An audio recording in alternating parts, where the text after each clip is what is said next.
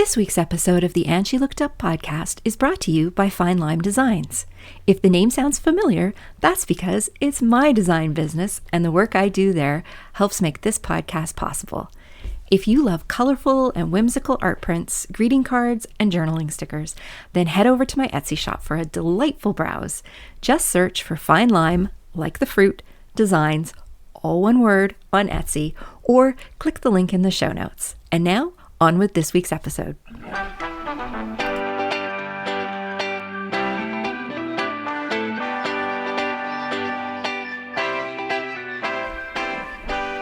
Welcome to the And She Looked Up podcast.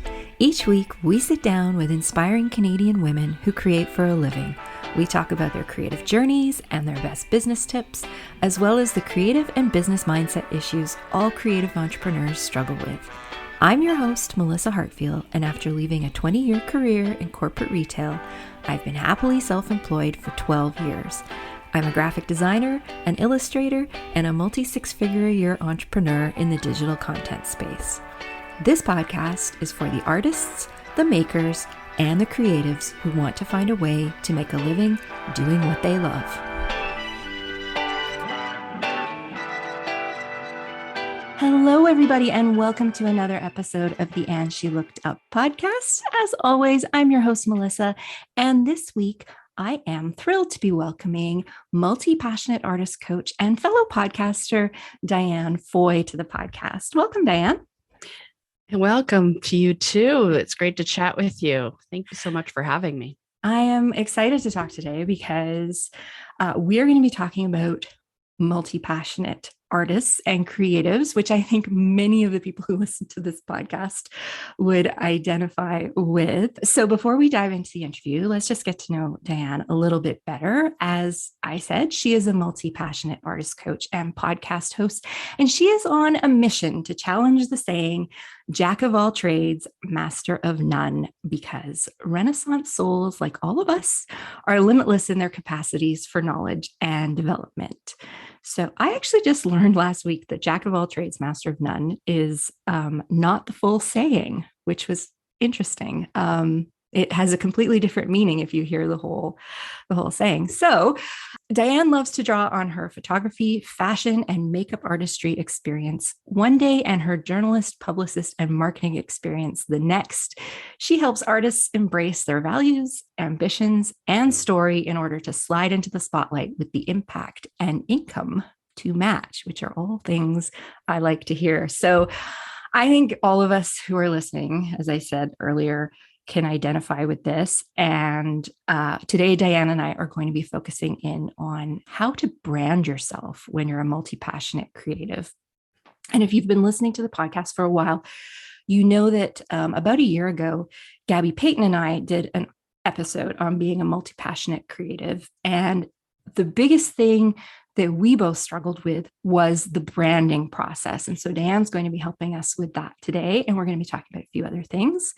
But before we do that, Diane, the question I ask everyone who comes on the podcast is, did you identify as creative when you were a kid?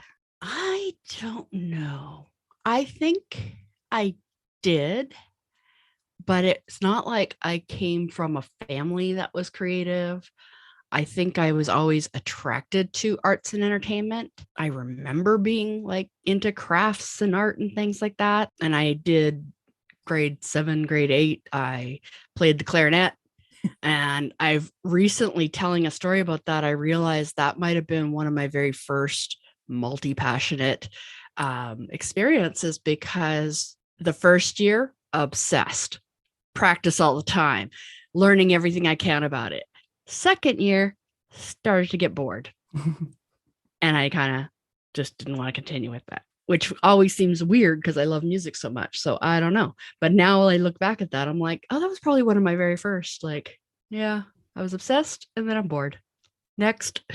I think a lot of us can, what's the word I'm looking for? We can relate to that. It's you see something new and it appeals to you and you just want to dive in and you want to learn everything about it. You just want to fill up all that knowledge. And then once you feel like you've mastered it, you want to move on to something else because there's just so much to learn and so much to do and be.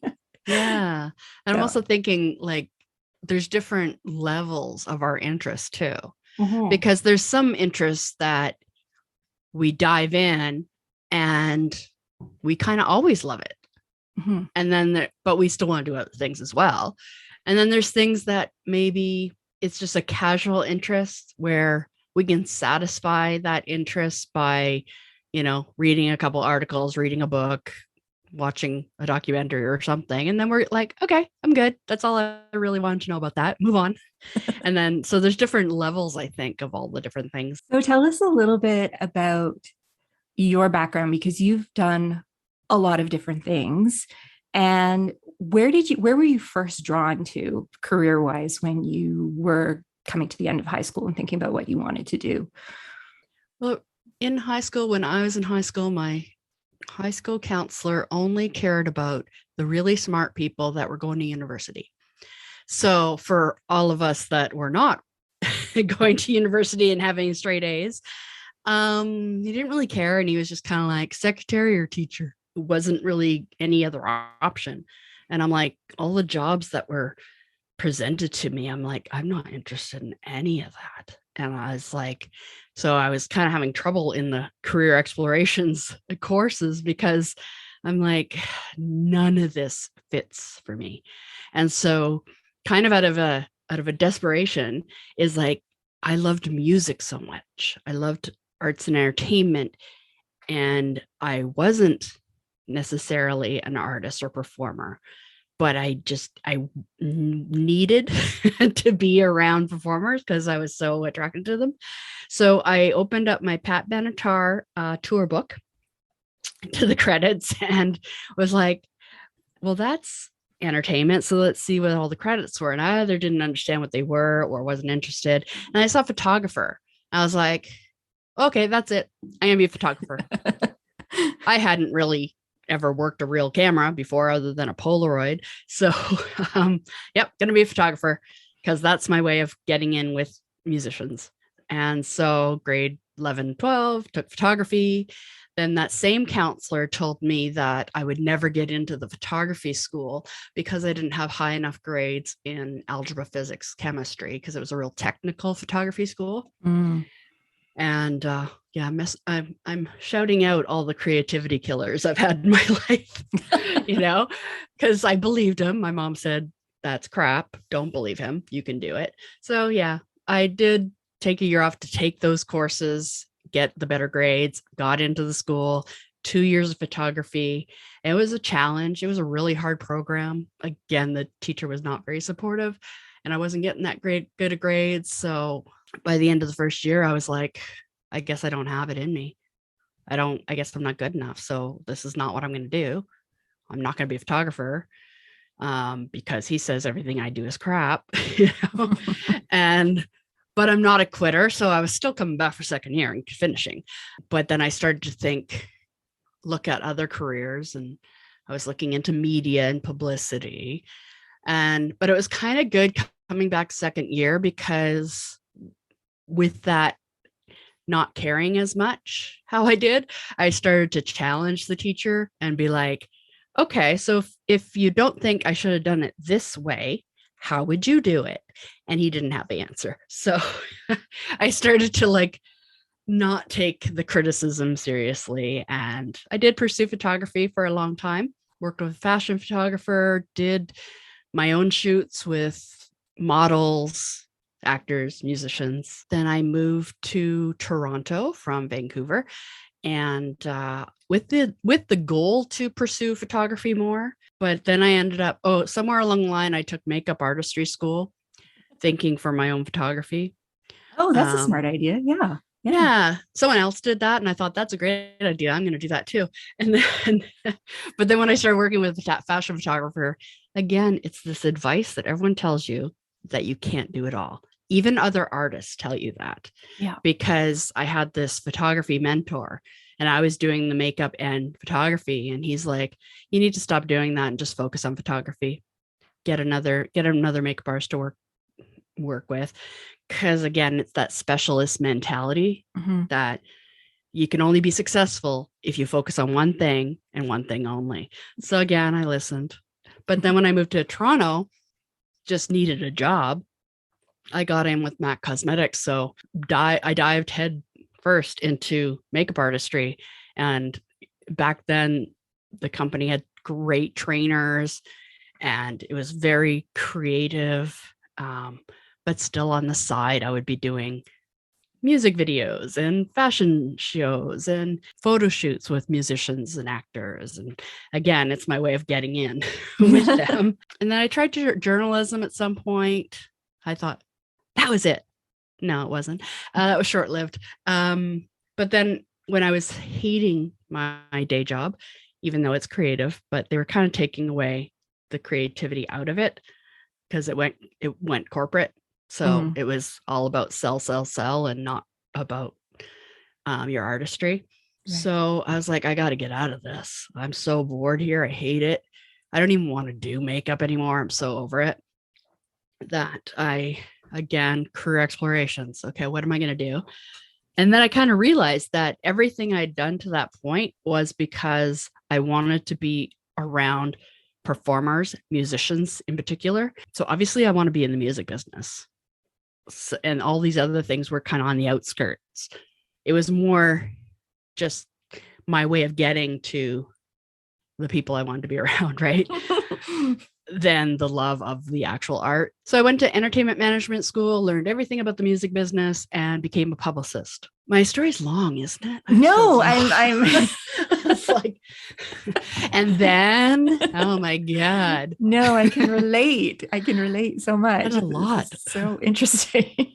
But the thing is, like, at some point I got bored and, needed to do something else. And so, but I feel like when I became a publicist, it was the first time that I really took a risk, because when I was doing photography and makeup, I still had that, money job.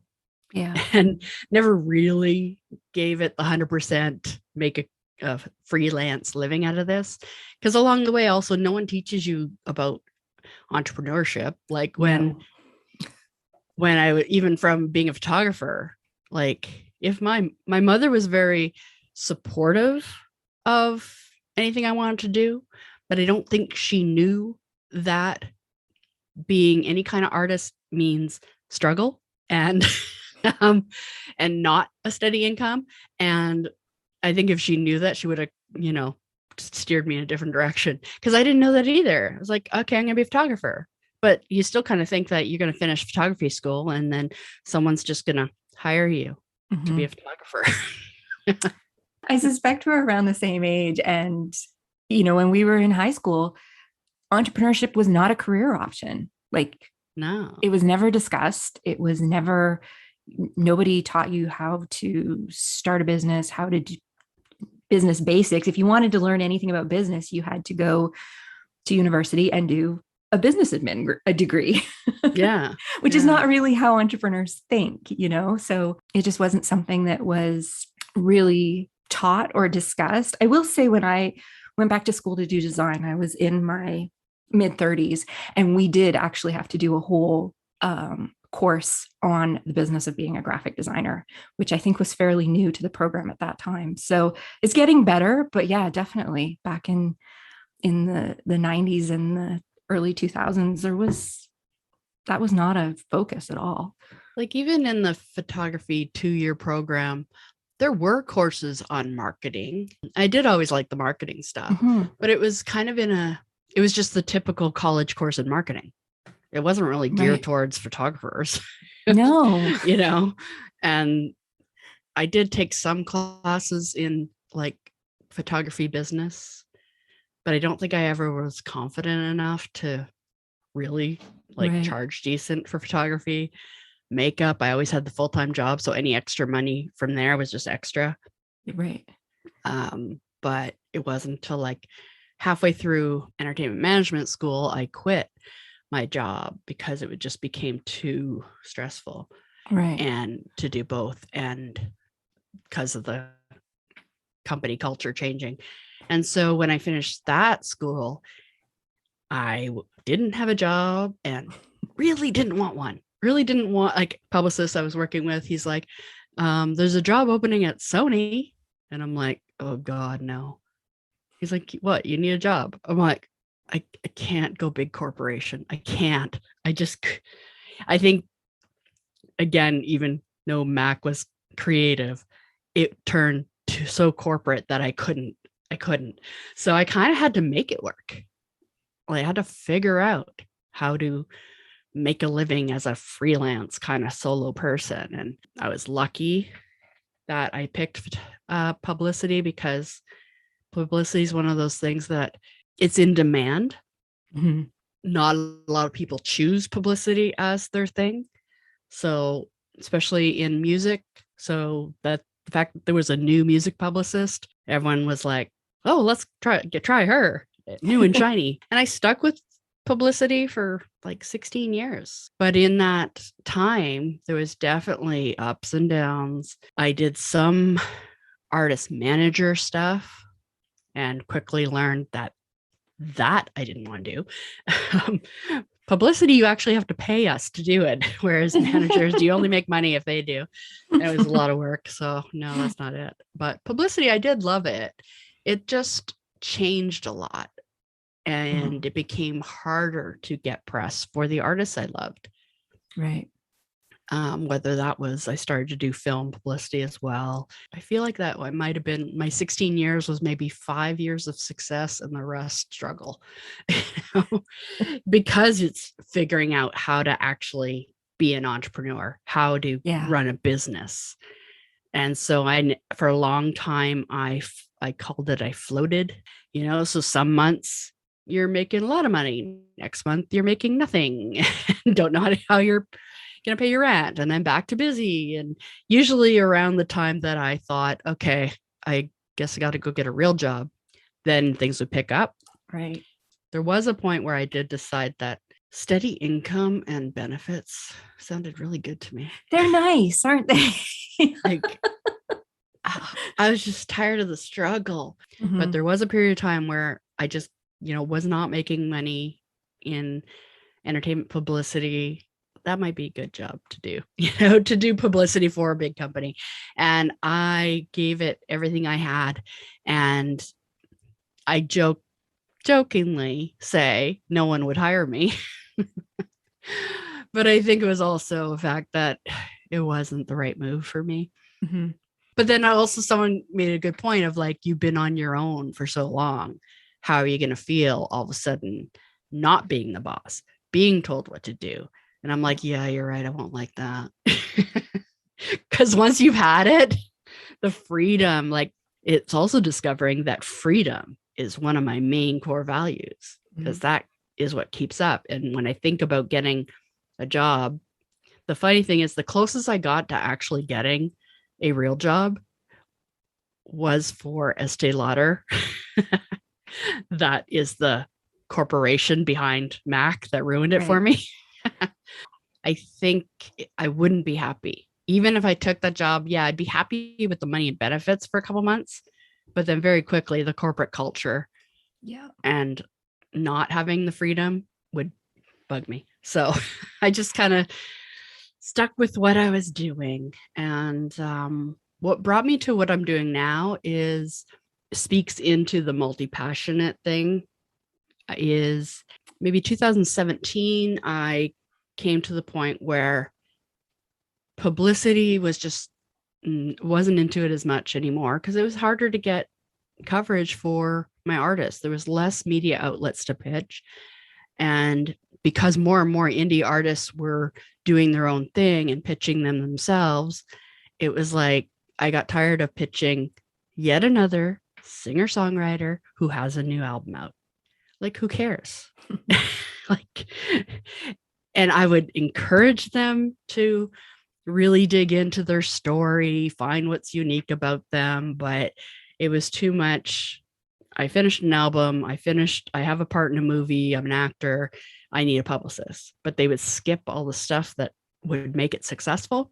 Mm-hmm. So that was frustrating me. And I decided to kind of give up my company name and just put everything I do on dianefoy.com. because at different times I picked up photography again. I picked up jewelry design, and I would have a different website for everything I did. And no one knew I did the other things. It was like living all these separate lives. Yes. And I decided that I'm going to put everything I do on dianefoy.com and just have a year of exploration. I didn't know where it was kind of the first time I didn't really know what I wanted to do next. And I'm like, maybe I'll do photography again. Maybe something else will come up. And maybe I'll still do publicity. Who knows? So I said I was going to put it all on dianefoy.com. Everyone told me, horrible idea. Because it's the multi-passionate thing of you're going to confuse your audience. You can't do all those things. You have to focus on one thing and stick with it to succeed. All this advice that everyone gives and everyone listens to. It was again, and then why would I give up my company name, which has been established and successful, and all these things? And I just was like, yeah, I'm going to do it anyways. But by the end of the year, that's when I kind of discovered coaching, and I was like, that's it. So, but in the end, I still went back to that advice that everyone gives you. Because even though I was going to do coaching, I took everything else off my website and made it just about coaching. And in niching my coaching, I still listen to the advice of the niching down. And, so I got it down to musicians and actors. And PR marketing is what I thought everyone wanted from me, not necessarily what I wanted to do. So I think originally what I'm doing now is kind of what I originally wanted to do, was creativity coach for multi-passionate artists. But I thought people would pay for PR and marketing and also the advice from other coaches and experts was to niche down and not say all creatives, all artists. And it's like niche down to musicians and actors, even though they really wanted me to niche down even further. And I just kind of came to the conclusion this past summer, really, that it's not working.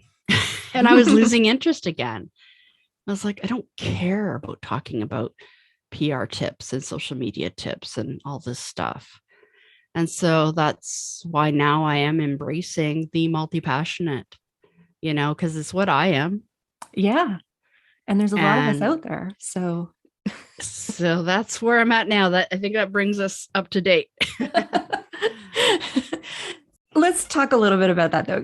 What are some of the biggest challenges that multi-passionate creatives face when it comes to earning a living, but also building a business that encompasses all the things they do? And I am one of these people. So, and it's something I struggle with regularly, all the time. And I know I'm not alone. So what are some of the biggest things that you see multi-passionates coming up against when they decide to go all in and embrace all of it? I think there's a few different things. One of them is the society telling you can't. Mm-hmm. That's been what was really hard with me. And the niching down advice, it felt like I was being told to hide parts of who I am. And I also realized that my favorite clients that I have had over the last few years has been multi-passionate. Right. But even in their world, they came to me as a musician or a actor, and they were expecting me to say, you need to focus on one, and, but I didn't. And so I think that's permission, I guess, to do it.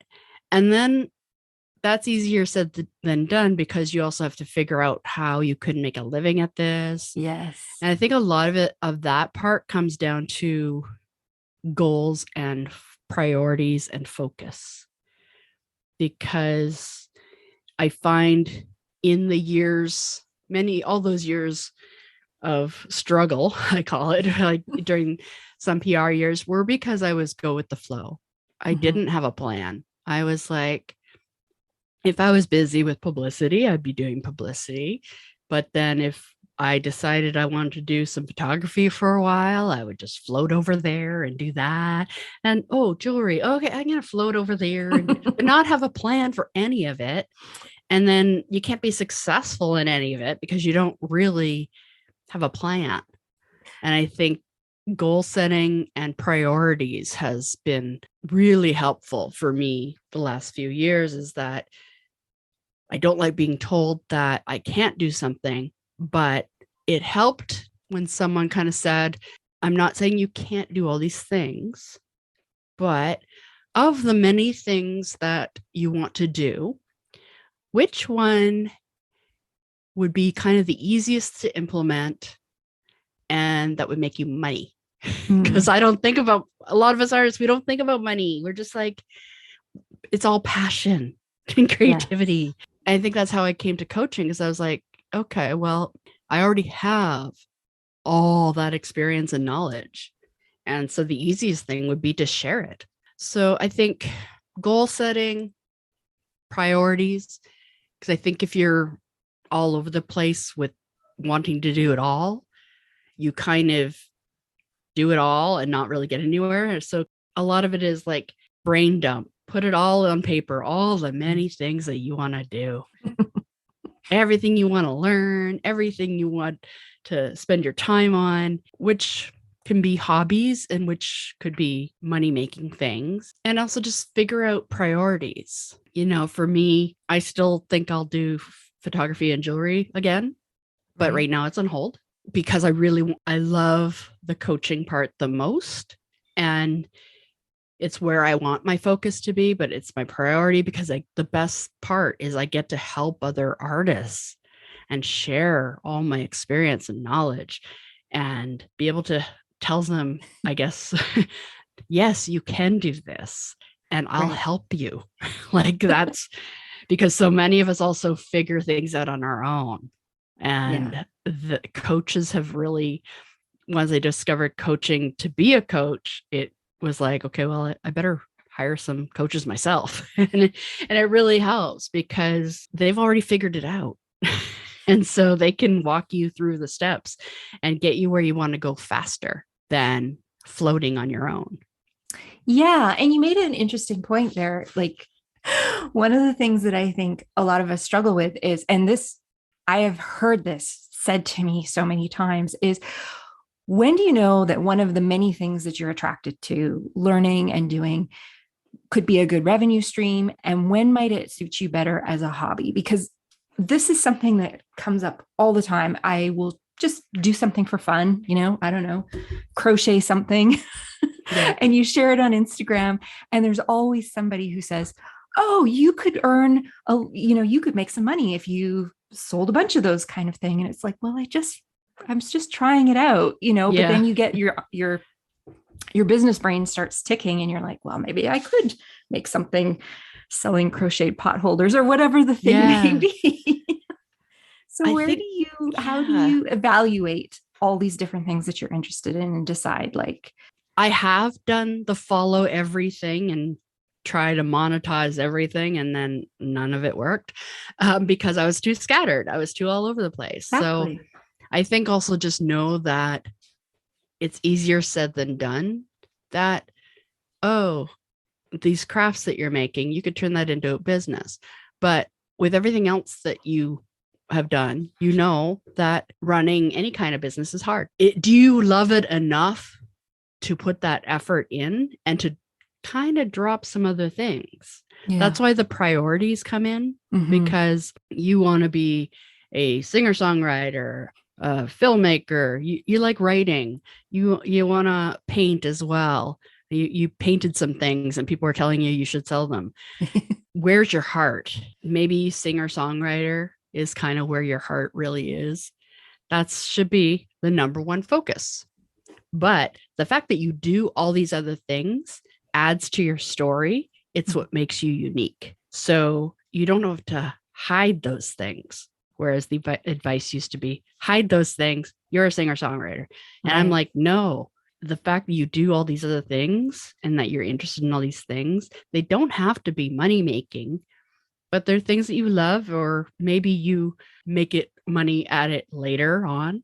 Part of when I was doing my thing and everyone was telling me it was a horrible idea, I would say, but what about, and I would name some celebrity who does singer, songwriter, actor, filmmaker, director, like J-Lo. Like she's like, she's got a skincare line. She's got and people are like, yeah, but that's her. Like, you can't do that. Or But she also didn't start out doing all those things. I mean, wasn't she a dancer on In Living Color first? Yeah. Yeah. So exactly.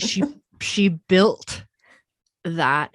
And I love how she talks about, because she talks about how everyone would tell her she can't do all these things, but she's proved them all wrong, because she is. But she built them out in layers. Yeah. Yes, she was a dancer, then she was an actor, then she only put out her first album, she was 29 years old. Then she did music. And so along the way, people are like, no, she's an actor trying to be a singer. And then she gets known as a singer, and then she does a movie again. Oh, she's a singer trying to be an actor. And it's like, why can't she do it all? And we may not have the work ethic of J-Lo. Maybe we do. I don't. But you can build your own version of that and build it out in layers. That's why you think about your priorities when you want to do all these things. And then there's also some things that I'm interested in that I suck at. I have a mandolin and a guitar that I don't know how to play. But I think it's also, I'm not passionate enough to do the dive in with those things. And I'm okay with that. I think too, it's okay for us to have hobbies that are just hobbies. Like, I think that's actually healthy from a mental health perspective, is just to have things that don't get monetized. They're just things you do because you enjoy them and they relax you. And it's important just to get your creative juices flowing. And I think it was an advice. I have a financial coach for creatives thing. And one of her recommendation was like, I think you should take some time and just do something creative. And I think about all the creative things that are part of what I do for a living. And she's like, no. Like, creativity for creativity's sake. And I'm like, oh, that wasn't in my priorities. But okay. I like to do mixed media art collage thing, but I don't know what I'm doing, but I do it. But I also, to me, that's a hobby, but I still kind of have it in my head that maybe one day I'll be good enough and it'll be a money-making thing. So I never rule anything out, except guitar and mandolin. I'm not going to be, because I just don't love it enough to put at the time. Right. Yeah, no, that makes sense. So yeah, that's how I decide what is money-making, what is hobby. And I think having some focus, having some priorities. So maybe you don't have to drop everything and just do one thing, but you can decide whether you'll split your time. Yeah. Maybe one of your creative outlets is seasonal. Like if you're a wedding photographer, so maybe all summer long, all you're doing is photography. Yeah. And then the fall hits, then you're, what are you? You're a singer. Then you might focus on writing songs and recording and doing some live shows and, focusing on that for a while. Or if it's not seasonal and you are doing things all the time, then decide what percentage do you want to dedicate to one thing? And then what percentage do you want to dedicate to the other? And it's having a plan, because if you don't, then you're just going to float. You're going to float from one thing to the other, depending on what pops into your head that day. But if you go, okay, I want to give this thing 60% of my time. This one, maybe 30%. And then maybe this little 10% is just more of a hobby, but maybe you're building towards something.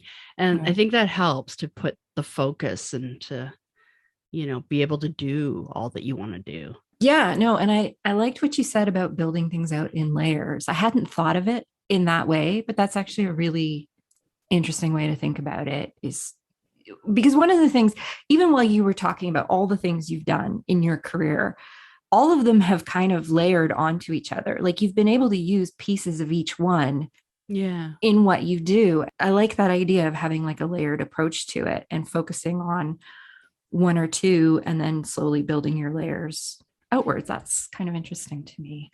And everyone's different too. I think even in the multi-passionate, multi-potentialite thing, some people are serial specialist, Yes. which I think that's what I was. I was serial specialist because I would dedicate 5, 10, 15 years to one of these things. Mm-hmm. So that's like a serial specialist. And then now I'm kind of drawing on all of it to create this umbrella thing. And coaching, it allows me to bring all that in. Definitely. And I still might do a couple little other things. But then there's other people that they don't dedicate many years to something. They're like, I'm going to do this for a year, then that for a year. That might be a little bit harder, bigger challenge, but there's ways of doing it, and it's just figuring it out. Yeah. I mean, one of the things that I think a lot of us who fall into this category worry about is, and you kind of mentioned this with trying to find your focus, and that is, that you're flaky or you can't settle, or flaky's the big one. It's like, oh, she's always got a million things going on. And can you even do all these things and do any of them well? Or are you just kind of dipping your toes in and saying you can do this, and then you're dipping your toes into something else and saying you can do that? And you just mentioned being a serial specialist, where you kind of dive in and really get into the meat of what it is you're interested in. You do it for several years before you're ready to move on. And I think I fall more into that category as well. But how do you battle this stigma? There's still a lot of people out there who won't want to hire you if you're all over the place, because they just figure you can't give them the attention they need or whatever. How can we kind of refute that idea that we're flaky, or we just have the attention span of a flea, or whatever? I think years ago, I stopped saying I don't have time, or I don't have the time for that. I don't have the money for that. Those are the two excuses that most people give. And if you're always like, I don't have time for that, that's not true. It's not my priority right now. Yes. So if you communicate a little bit better with the people in your life, if they're wondering why you don't want to go out all the time, and it's because I'm really focused, and just even explaining, it's not that, it's that I'm really focused and committed to achieving this. And so that is where I'm spending most of my time. Instead of saying, I don't have time for that, you could say, that's not in my priorities right now. Of course, if it's your friend, you don't want to say, you're not a priority for me right now, but you can limit it. You could say, I have one day a week that I will go out with friends, and just creating those boundaries so that the people in your life don't take it personally and they start changing what they say about you. Because if they're saying you're always flaky, it's probably because you're not communicating with them what it really is. And then hopefully they'll change what they say about you. Instead of saying you're flaky, oh, where's so-and-so? Oh, flaky, she's always doing other things. No, oh, I'm really impressed. She's working really hard to achieve this thing. So that's where her time is being spent these days. And so that's why she's not coming out as much. If you could change the narrative, it's just communicating what it is that you're really doing. Right. And sometimes we do have new interests that are just kind of a fleeting moment, and just enjoy it. And even say, I don't know if I'm going to stick with this, but right now I'm interested in learning a bit more about it. How do you explain it to a client though? Like, this is something that I'm a graphic designer, but I'm also a writer, and I do both professionally, for freelance. And I always have writing clients who are like, are you sure you can take this on? Because you're doing all this graphic design over here. And then I have graphic design clients saying, oh, you write? Like, they don't always see how I can be focused on what they're hiring me to do when I do these other things. And that's always a bit of a challenge. Maybe be clear about when you take on a client, I dedicate this much time. And that way it's just making sure that they feel taken care of. Right. That you're not going to be, dropping the ball on their project because you have all these other things. It's like, like you can even say, because I do all these things, I limit the amount of clients that I take on. That's a good one. Yeah. So you're not like taking every graphic design or writing job that's offered to you. And that again makes them feel even more special. Is, yes, I'm doing all these things And because I want to do all these things, I limit the amount of clients I take on so that I can dedicate the appropriate amount of time, talent, everything to you as my client. It's making them feel better. Yeah, I think that's part of it. Usually I tell them that I'm a graphic designer by trade, but I've always loved to write. And so I do both. And most of them seem to be okay with that. But it is, I understand where they're coming from. You know, they get a referral and that somebody said, oh, she writes my newsletters for me. She's great. And they come over to me and then I say, yes, I'd love to take you on. And then they see through the grapevine that I'm doing an ebook or like designing an ebook for somebody. And they're like, well, wait a minute. And so I think it's just, like you said, communicating to them.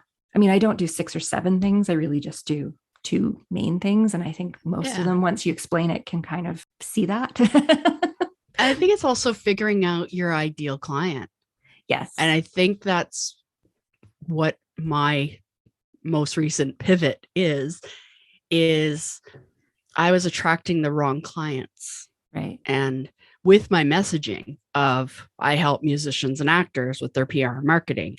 So I would get musicians and actors that would come to me for PR marketing. Exactly what you said they would get. And then I would be annoyed because I couldn't care less about PR marketing anymore. And it would be musicians and actors that have this very narrow focus of that's all they want to do.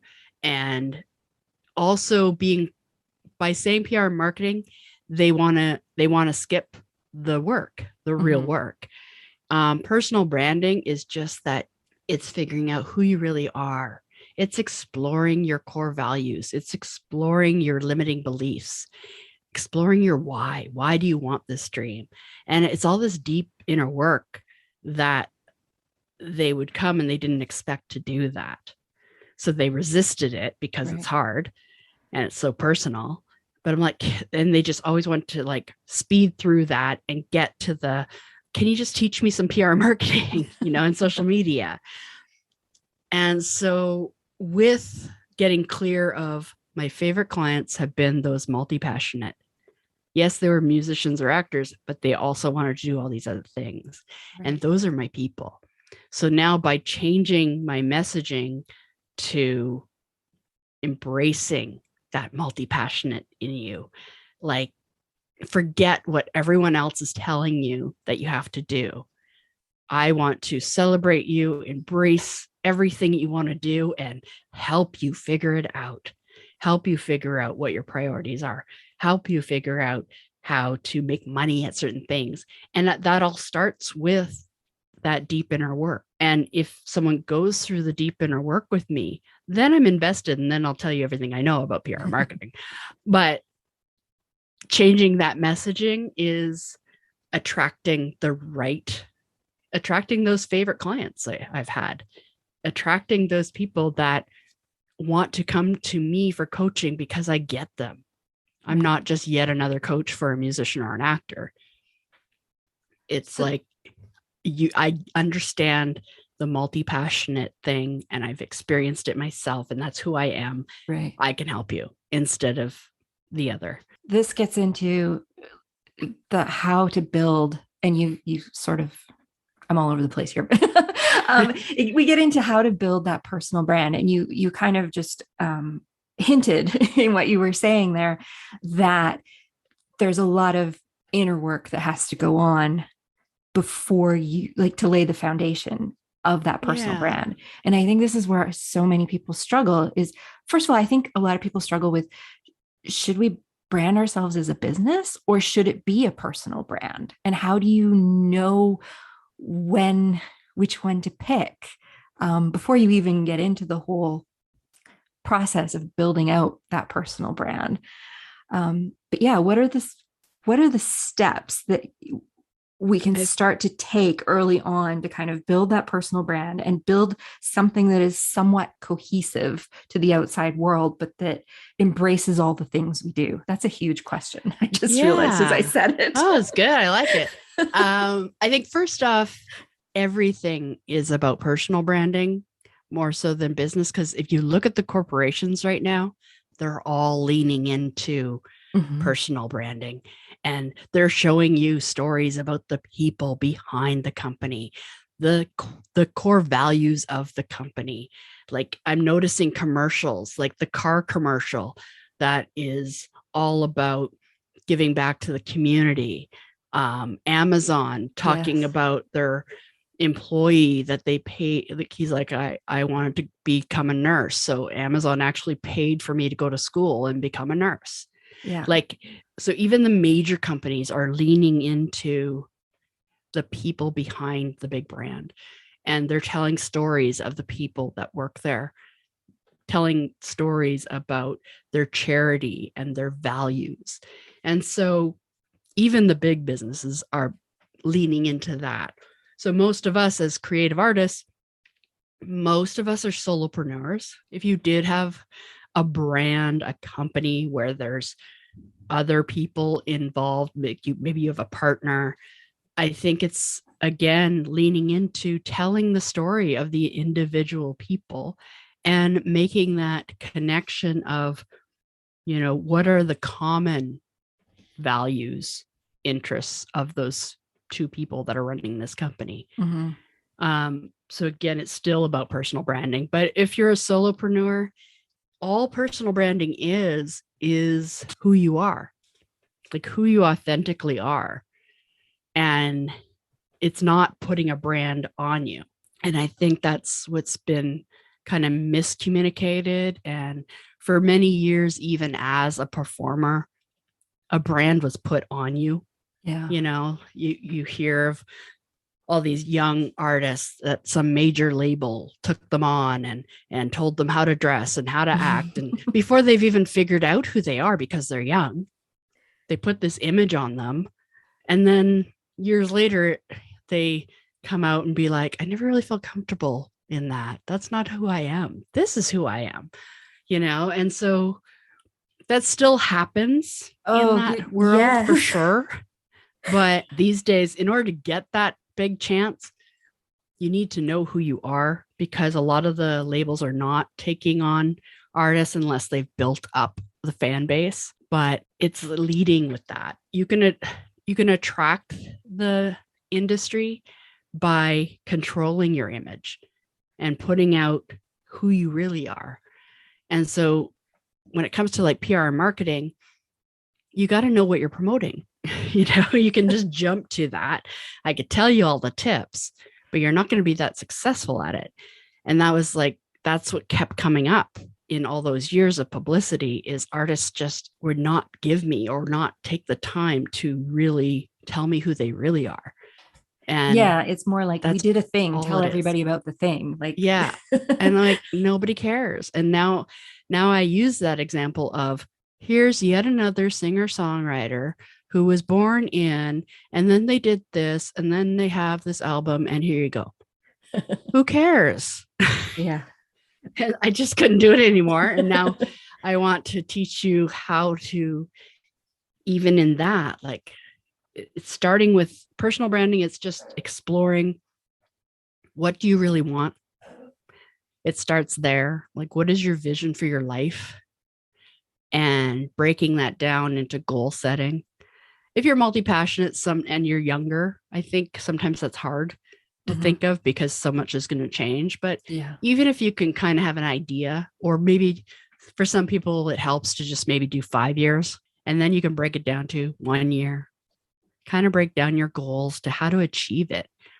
Because if you break it down so that right down to your to-do list today is email this person, check.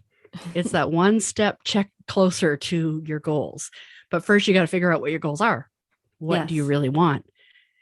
And once you kind of figure out what you really want, and then kind of set up a plan of how to get there, how long that's going to take, then it just goes to, why do you want that? So why are you pursuing a career in this field? Or what is the why behind the core priorities you've chosen that you're going to pursue? Your core values. The limiting beliefs is a huge thing, because we all have so much that holds us back. So much mindset stuff to work through. I think that does get a little easier as you get older and have a little more confidence in who you are. But it's still there. It doesn't go away. No, I'm still struggling with things. Exactly. Just when I think I accomplished and tackled it down, No, a new one comes up. there's always one in there waiting to leap out at you when you least expect it. Yeah. If you're going with a personal brand, I've been thinking about this a lot. I just sold one of the businesses that I own, and that was my heart and soul for a decade. And it has got me thinking a lot about exit strategies and how do you exit out of a personal brand? Or do we ever retire, or does the personal brand just evolve as we evolve? Because I know there's a lot of entrepreneurs out there. They're out there and they're like, I'm going to start this business. I'm going to take it as far as I can go, and then I'm going to sell it. Like that's part of the strategy. Right. And that's really hard to do with a personal brand. You can't. It is. Yes. I think I would do it in a way of still leading with values, think about your core values and your personal brand. And if you're building it up and having more people in the company and just have a general kind of brand that connects everyone, I think you could still one day sell it because it's not about one person. Yeah. It's what this brand represents. And if you are leading with the values and you hire the people that share your values, share your goal, share your vision, then all the people in the company should share those vision and have kind of a similar, approach to the company. Then you could sell it because you've built that up. Right. And hopefully someone wants it because of that. Yeah, I mean, that's always a challenge. It was one of the things we ran into. The business that my business partner and I owned had a name that had nothing to do with either one of us, but so many people who were interested in the business knew that it was our personalities behind it that had made it what it was. And a lot of them were very worried about potentially purchasing a business that we would no longer be involved with.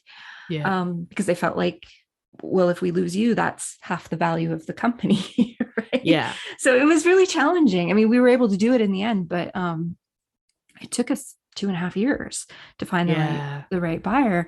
And the thing is, the person you are when you're 30 is not the person you're going to be when you're 7. I mean, at some point, I think most of us want to retire or do something, or maybe not retire necessarily, but be in a position where we can just do the things we want to do without worrying so much about the money side of it. But we may still work, it's not like retire at 65 anymore or anything like that. But the person that you are when you're 30 is not the person you're going to be when you're 65. Yeah. Your personal brand definitely evolves. I don't think you ever have to give up one brand and then start a new one, because if it's authentic to you, it's who you are. And so it just evolves. And then also, if you do the work, the inner work, I feel like I'm more coming back to who I really am. It's like who we are doesn't necessarily change. Our interests might change. And maybe some years we go against who we really are in one of our pursuits, or, it takes a long time to be comfortable sharing who you really are. Yeah. And I think that's why it's so hard. And that's why so many people want to skip it. They're like, I don't really want to tell my deep, dark secrets. And, so it's a struggle in the beginning, but I've also had clients where they come to me with this deep, dark secret that they've never told anyone, and we explore it. And I always say, yes, you definitely don't want to put things out there that you are still struggling with, because that can, derail you. But that client, literally overnight, she was like, I've never told anything, but I guess the second she told me, all of a sudden she's telling all her friends and really embracing it. And it's just the freedom that comes with owning who you are and putting yourself out there. It's how you connect. It's how you build an audience and how you connect with people. And in order to do that, you have to share your story. So the more you do it, the more you start sharing who you really are, the more comfortable you get at it. Yeah. As I'm an introvert, it's been a struggle for me to really put myself out there of who I really am, because that's uncomfortable, but the more I do it, the more comfortable I get. And then also, I think with my embracing the multi-passionate artist thing is I'm tired of hiding parts of who I am. Right. I'm sick of the advice everyone gives, and I'm just taking a stand. I'm over it. So now I'm, hopefully I will be attracting more multi-passionate artists because I get them. I know how to help you. So it's exciting it's freeing to just be like, this is who I am. This is who I've always been. I didn't always know that's who I was, but that's your brand, is that, at the core of who you are, Right. that still kind of stays the same, but you might transition a lot of things within that. Yeah, I remember reading somewhere once that, your personal brand is like we've been talking about this whole episode, your personal brand is your story, and story is important. It's what connects people to us. We're drawn to each other's story. That's why I have this podcast. I just wanted to be able to tell people's stories because that's what I'm interested in. Yeah. But I do remember reading somewhere once that when you are going through something major, that's not when you share it. You share it after you've been through it and you've had the opportunity to process it. And then you put it out into the public eye to be part of your story. But sometimes doing that when you're in the middle of it can be a bit disastrous. Yeah.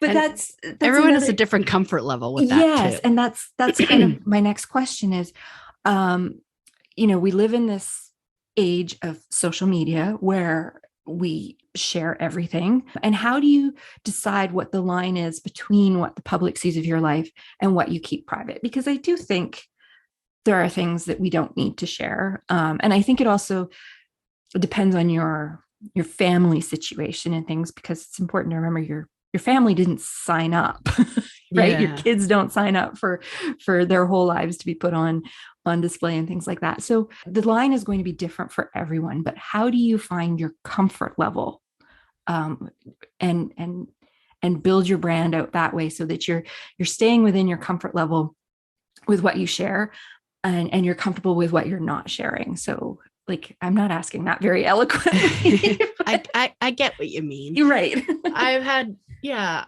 And for those experiences that you're not ready or you never will share publicly, you don't have to tell them the details, because everyone's details are going to be different. Right. But you can talk about an experience you've had, or you can talk about it in a vague way, but you can share the feeling, the experience of it. Something that people were like, oh, I totally get that. Right. Like, I get you. That's more, it's all about the connection. Yeah. So you don't necessarily have to go into the detail.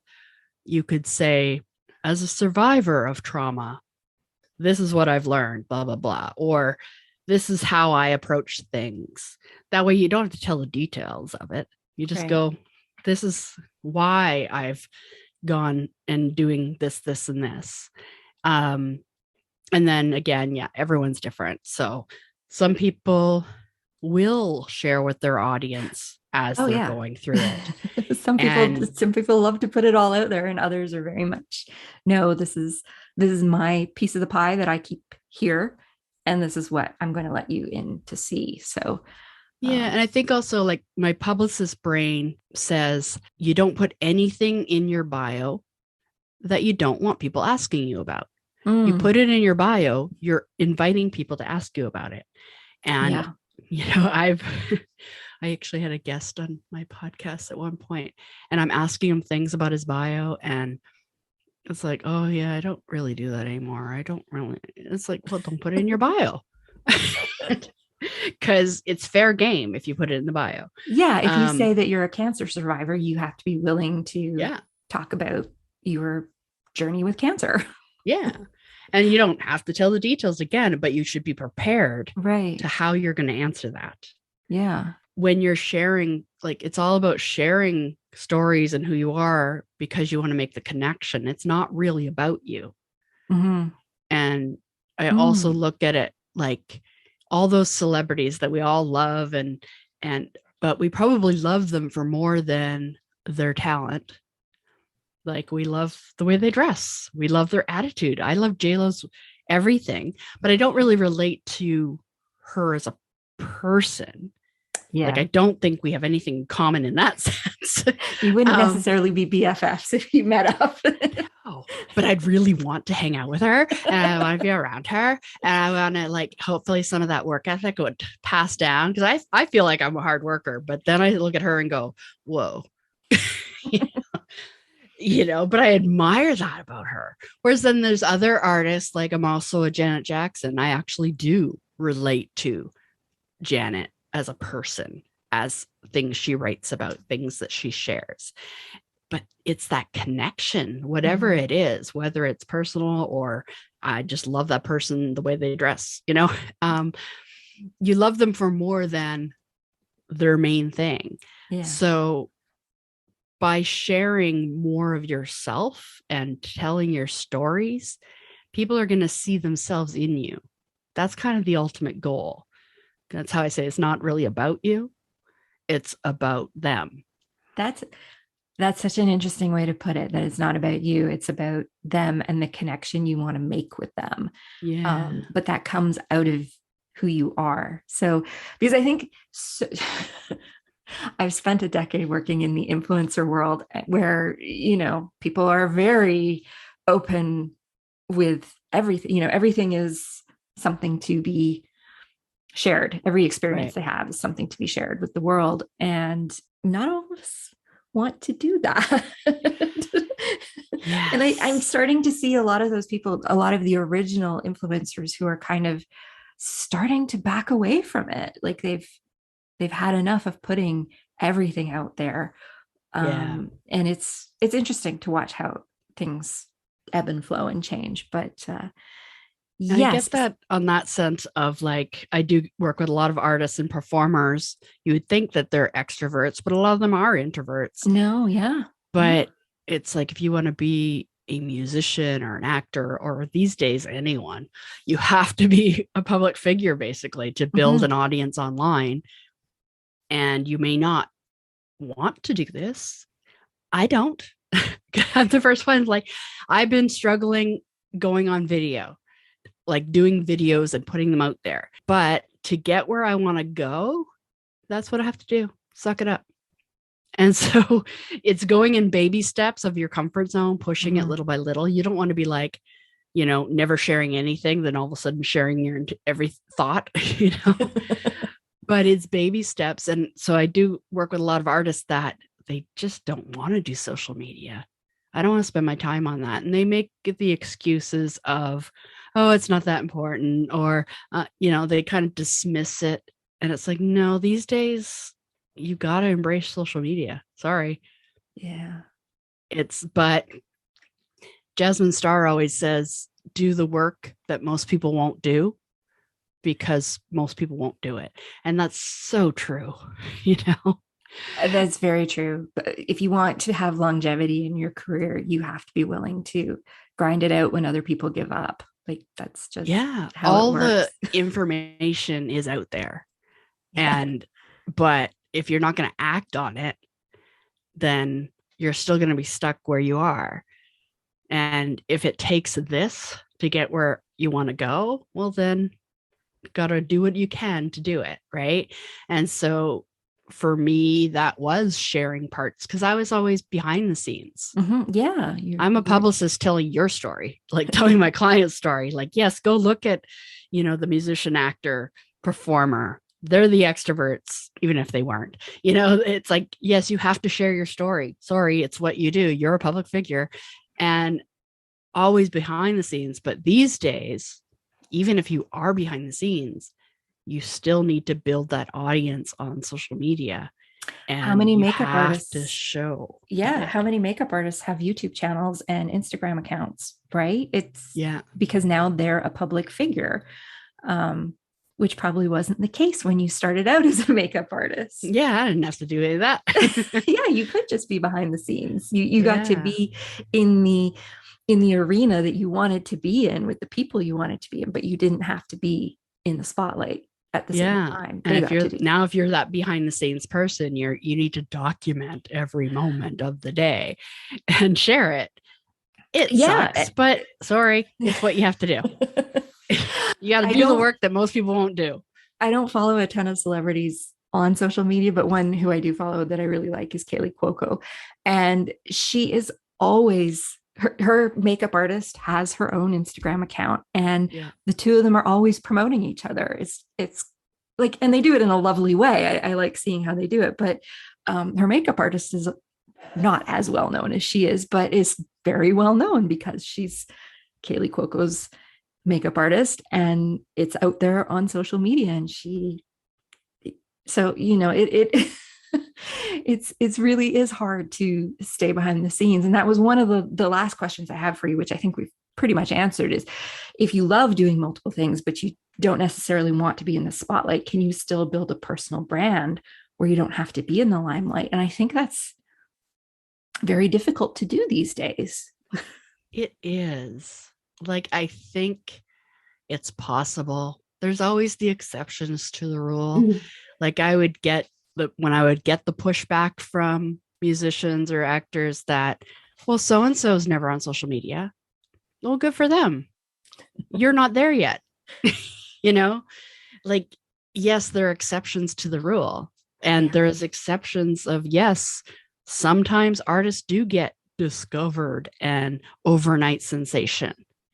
Yeah. That is such a rare occurrence. So rare. People need Like, to understand how rare that is. most of those overnight successes have been doing it for 10 years. Yes. You just didn't know about it. Shawn Mendes is kind of the only one I can think of that really was an overnight sensation. And that, again, is just a fluke, Yeah.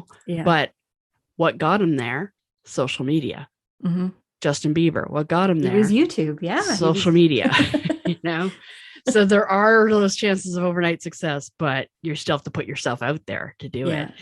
And there are ways of not putting yourself out there as much. Like, you could do videos where you're never really showing your face, but at some point people want to know who is behind the brand. Yeah. I don't even have a lot of photos of myself. I got to keep taking more of myself because on Instagram, I do post other things, but it's whenever I post a photo of me with a personal story that gets the most interaction. Absolutely. I know my illustration Instagram account is 99% my artwork. And every now and then I'll throw in a photo of me, like maybe once every 6 months. And that photo will take off. I'll get so much interaction on it. And it's crazy how that works. I think if I was to post a photo of myself every day, people would lose interest. Like, they're not that interested in me, but they do want to see who it is behind the work. And you have to let them in from time to time. Because I've kind of expanded to more types of artists, I have been looking at accounts of visual artists, and most of them, there's no photo of them, and it's all about their artwork. Yeah. And that could work, but I still kept looking like, but who are you? Yeah. Like, no, absolutely. I think, but who are you? If you want to be the artist who is working away in their studio and maybe you have a gallery show once a year kind of thing, even then you still have to get your butt out to the gallery for the opening because people want to meet the artist. That's like, I work with List Gallery in Toronto, and most of their openings are successful because the artist is there. Yes. The artist is there telling their story. They're there to meet everyone that buys their art. They're there to sign the back.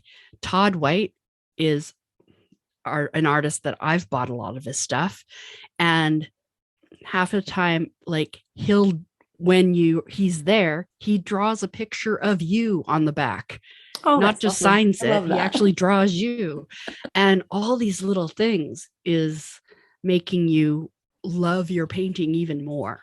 And knowing who he is and what the story are behind the artwork, that makes you buy it more than, say, if you just happen to come across an image in a gallery, you know nothing about the artist, you know nothing about the story behind what you're looking at, and it's thousands of dollars, and you're like, why would I pay that? And you're less likely to buy it than if you, okay, I love this, but then you find out. And also it could work the other way around too, because I've also loved art that when you find out the story about the artist or their values, you're like, not so much. I'm never buying that. Yes, That's why it's so important to know your story, because if you have bad things about you out there, that might not turn off a lot of people. But if I find out something about someone that I'm like, okay, that kind of makes me never want to support this artist. Yeah. It goes both ways. It does. I have one entire wall of my studio is full of artwork from friends, fellow artists and stuff. And even though the art might not have been something I would have been drawn to if I was purchasing in a gallery or at a show, I love every single one of those pieces because I know the people behind them. I know what went into them creating that, and I know about their lives, and it completely changes how I view the work. And I think that's really important for people to remember when they shy away from telling their story. Yeah, it's that personal connection. Absolutely. That just makes it even more valuable. Oh, Diane, this was great. Thank you so much for being here today. We've come up on the hour, and I think we've gone over it actually a little bit, but it was a really good conversation. And maybe before we wrap up, you could tell us a little bit about what's next for you and what you're working on, and where the audience can find you if they're interested in finding a coach who can help them manage all their creative aspirations. Yes. So my website is dianefoy.com. On most socials, I'm Diane Foy Arts, ARTS. And I have a group on Facebook and Clubhouse called Multi-Passionate Artists. The podcast, Multi-Passionate Artists. But all the information and links is on dianefoy.com. And especially in the next few months, because I've kind of transitioned to this multi-passionate, I'm opening up slots for some free discovery sessions. So if you want even just to get the experience of what it would be like working with a coach, working with me, I'm offering free discovery sessions where we would, talk about what it is that you really want and what you're struggling with, and to see if I'm a match. And I think that's also what comes from leading with your values and leading with who you really want to work with, and that connection. It's that, for me, it's freedom that if we're not a match, all good. I'm not the coach for you. You're not the client for me. There'll be someone else that is. And through the discovery session, we figure it out. And if I'm not, maybe I can refer you to someone that would be better suited to you. So that you can, again, dianefoy.com, scroll down, tells you more information about coaching, but at somewhere on there is a button to schedule an appointment with me. I also have a freebie. If you kind of struggle with, I don't really know how to do PR marketing, I do have a freebie called the Fans, Media, and Industry Attraction Playbook for artists, musicians, and actors. And it kind of takes you through the process, the roadmap that I take my clients on, or it's the roadmap. This is of the things that you want to follow to get to where you want to go. And if you figure it out yourself, fantastic. Somewhere along the line, I figured it all out myself. So it takes you through the milestones, through personal branding, through social media, through publicity. So it really helps for that. That's again, dianefoy.com. And what's next for me? My next mountain to climb is video. So I've been saying this for a year, but stay tuned for video, me going live in that Facebook group, and me doing videos on Instagram, and me hosting rooms on Clubhouse. Stay tuned. I swear it's really going to happen soon in the next few months. It does get easier after the first few times. I've been saying this for a year, but now I have a video coach. I'm in a video program. I have all the equipment. I just got some video editing software on Black Friday, and I'm running out of excuses not to. Yeah, you are. So yeah, I'm working on it. Join me on the journey of uncomfortable videos. You got to get the uncomfortable ones out of the way, and then the good ones do follow. Yeah. It is awkward for the first little bit. Got to do the work that most people won't do. That's right. We will put all the links to everything Diane just mentioned, her booking sessions or session booking, her playbook, and her website. We'll have links to all of that in the show notes, as well as her social media accounts, so you can follow along and get in touch with her if you think she might be a good fit for you. So on that note, thanks again. It was great to have you here. And for the rest of you, we will be back next week with another brand new episode. We'll talk to you all then. Thank you so much for joining us for the And She Looked Up Creative Hour. If you're looking for links or resources mentioned in this episode, you can find detailed show notes on our website at andshелookedup.com. While you're there, be sure to sign up for our newsletter for more business tips, profiles of inspiring Canadian creative women, and so much more. If you enjoyed this episode, please be sure to subscribe to the show via your podcast app of choice so you never miss an episode. We always love to hear from you, so we'd love it if you'd leave us a review through iTunes or Apple Podcasts. Drop us a note via our website at andshелookedup.com or come say hi on Instagram at andshелookedup. Thanks for listening, and we'll see you next week.